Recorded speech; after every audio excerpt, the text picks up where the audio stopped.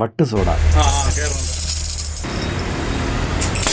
വട്ട് soda ഒരു variety പേരല്ലേ. നമ്മുടെ നാട്ടിലൊക്കെ അന്യം നിന്ന് പോയ ഗോലി സോഡ ഉപയോഗിച്ച് 35 വർഷമായി നാരങ്ങ വെള്ളം കൊടുക്കുകയാണ് ബാബുച്ചേട്ടൻ. ഗോലി സോഡ ഉണ്ടാക്കുന്നത് ബാബുച്ചേട്ടൻ തന്നെയാണ്. നമുക്ക് നാരങ്ങ വെള്ളം കുടിച്ചിട്ട് അതും കൂടെ ഒന്ന് കാണാം.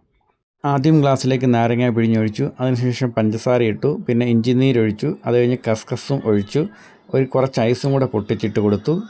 ഇനിയാണ് നമ്മുടെ താരം വരുന്നത്. ഇതാണ് ഗോലി സോഡ.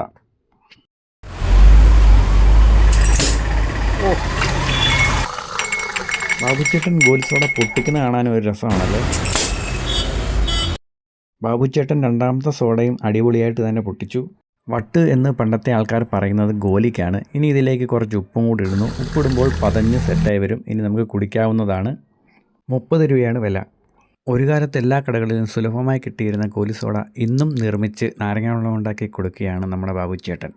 നല്ല വെള്ളം കറക്റ്റ് അളവിന് ഈ 3 കുപ്പിയിലെടുത്തു. അതിനുശേഷം ഈ പെട്ടിക്കകത്ത് വെച്ചിട്ട് ഇങ്ങനെ മുറുക്കി ടൈറ്റാക്കുന്നു. കുപ്പിക്കുള്ളിൽ ഗോലി കൂടെ ഉണ്ട്. അതിനുശേഷം ഈ കാർബൺ ഡൈ ഓക്സൈഡിൻ്റെ സിലിണ്ടർ ഇങ്ങനെ തുറക്കുമ്പോൾ അതിൻ്റെ ട്യൂബ് വഴി വന്നിട്ട് 3 കുപ്പിയിലും അതിൻ്റെ കറക്റ്റ് അളവിന് ഗ്യാസ് നിറയും.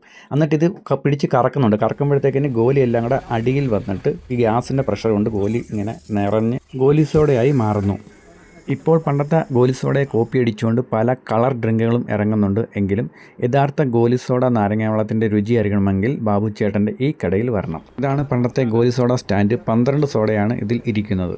ഈ കട സ്ഥിതി ചെയ്യുന്നത് പാലാ ജനറൽ ആശുപത്രിക്ക് സമീപമാണ്. ഇതുവഴി വരുന്നവർ തീർച്ചയായും ഇതൊന്ന് കഴിച്ചു നോക്കുക.